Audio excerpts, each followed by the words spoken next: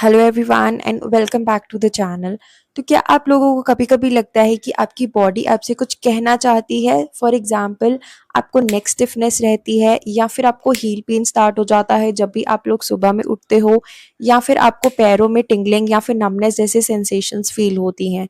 तो कई बार आप लोग इसे थकावट समझकर इग्नोर कर देते हो, लेकिन as a physiotherapist let me tell you कि ये जो साइंस है ये कई बार बॉडी के वार्निंग साइंस भी होते हैं, जो अगर आप इग्नोर करते हो तो आगे जाके आपको नुकसान भी दे सकते हैं। तो आज की इस वीडियो में हम ऐसे 5 साइलेंट साइंस की बात करेंगे जो अक्सर लोग इग्नोर करते हैं एंड उनके रीजंस की ऐसा क्या हो सकता है जिससे कि वो साइंस आ रहे हैं। तो stay tuned till the end. So number 1 sign is morning heel pen.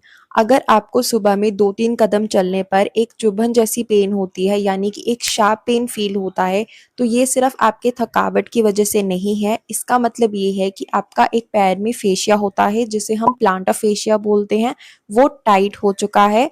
इसका सीधा असर आपके काफ मसल्स और आपका बैक से है। अगर आप इस साइन को इग्नोर करते हो तो इसका मतलब ये है कि आप फ्यूचर में हिप और बैक पेन को इनवाइट कर रहे हो, प्लस आपको इससे नी पेन भी हो सकता है। Number second is finger numbness. क्या आपको रात के टाइम या फिर फोन पकड़ते टाइम फिंगर्स में नमनेस जैसी फीलिंग आती है? अगर तो ये थोड़ी देर के लिए रहती है देन हम इसे नॉर्मल कह सकते हैं, लेकिन अगर ये आपको बार बार आती रहती है एंड आप इससे बहुत ज़्यादा परेशान हो जाते हो कई बार, तो इसका मतलब ये है कि आपको नर्व कंप्रेशन जैसे इश्यूज आ सकते हैं। फॉर एग्जाम्पल, हमारे जो नेक की नर्व्स होती हैं जब वो कंप्रेस हो जाती हैं तो उनका जो दर्द है वो हमारे हाथों की उंगलियों तक पहुंचता है, तो उससे हमें नमनेस जैसी फीलिंग आती है और ये कार्पल टनल सिंड्रोम का भी साइन हो सकता है। तो अगर आप लोग इसे इग्नोर करोगे देन आपकी जो हैंड की ग्रिप है वो वीक हो सकती है।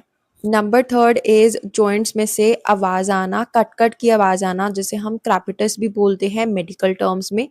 तो अगर तो ये जो साउंड है ये अगर आपको आती है बिना पेन के, तो फिर घबराने की बिल्कुल ज़रूरत नहीं है। लेकिन हाँ, अगर आपको एक्सरसाइज करते समय घुटनों या फिर शोल्डर्स में से आवाज़ आती है, तो और साथ में आपको डिस्कम्फर्ट भी फील होता है एक्सरसाइज करते समय एंड बाद में पेन भी आता है, देन आपका जो कार्टिलेज है उसका वियर एंड टियर शुरू हो चुका है। तो इसीलिए आप इसको इग्नोर मत करिए। वो fourth is uneven shoe soul.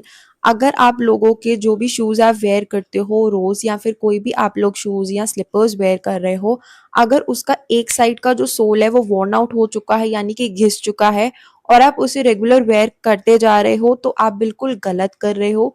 क्योंकि इससे क्या होता है, जो आपकी बॉडी है वो बराबर वेट डिस्ट्रीब्यूट नहीं करती है एंड आगे जाके आपको pelvic tilt plus lower back जैसे इश्यूज आ सकते हैं। Okay, so the number fifth, which is the most important and also the most common, the silent fatigue. अगर आपको 10 मिनट खड़े होने पर भी आपको लगता है कि आपके बैक में बहुत ज़्यादा हैवीनेस फील होती है एंड आपको तुरंत बैठने का मन करता है, तो इसका सीधा मतलब ये है कि जो आपके डीप कोर के मसल्स हैं वो एकदम वीक हो चुके हैं।